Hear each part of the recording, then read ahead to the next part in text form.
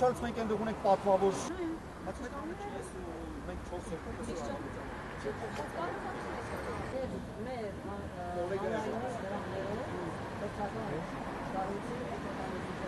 Կաբինետում ծնկի վրա նկարած այս փոփոխությունները դրանք կործանարար են։ Մենք նաև մեր հայտարարություններում տվել ենք մասնագիտական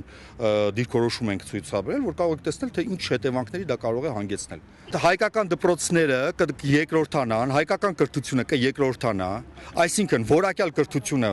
զուգակցվելու է մեր գիտակցության մեջ միայն օտարալեզու կրթության հետ, ինչպես մոտավորապես կար սովետական ժամանակներում, եթե հիշում եք, հանրակրթության մասին օրենքներով բացվելու է 11 դպրոց, չկա որևէ սահմանափակում երեխաների ուսուցման, այսինքն դպրոցների քանակը սահմանափակ է, բայց եթե այդ դպրոցներում ասենք սովորի Հայաստանի երեխաների 30%-ը, դա միանգամայն հնարավոր է, օրենքը դա չի արգելում, ասեմ ավելին, այդ դպրոցները կարծես թե ավագ դպրոց են համարվում, այսօր Հայաստանում կա 91 ավագ դպրոց, 11 դպրոցը դա 10%-ից ավելն է, մեր դիրքորոշումը չի փոխվել, անդադ փորձում է իր դիրքորոշումը կարծես թե փոխել կառավարությունը, բայց անընդհատ ավելի ճաղճի մեջ է մխրճվում եւ ավելի հիմար վիճակում է հայտնվում, որովհետեւ օրինակ այս կետը փոխելը լեզվի մասին օրենքին այն բանից հետո երբ խոսք էին տվել, որ որևէ փոփոխություն չի լինելու, դա արդեն պարզապես ծիծաղել է։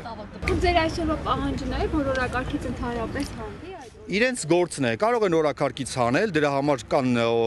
օրինական ճանապարհներ, օրինակ կառավարությունը հետ է վերցնում այդ օրենքը, հետ է կանչում։ Կա այլ ճանապարհ, որ դրվում է քվեարկության եւ չի անցնում։ Այսինքն դա իրենց վրա ենք թողում, այո, մենք գտնում ենք, որ այս օրենքը չպետք է անցնի։ Բացում է կրթությունը եւ դրա լեզուն շատ ինչ-որ կարեւոր բան է, որովհետեւ Մոսկվայից գալիս մատ են վաճառել ամեն ինչը,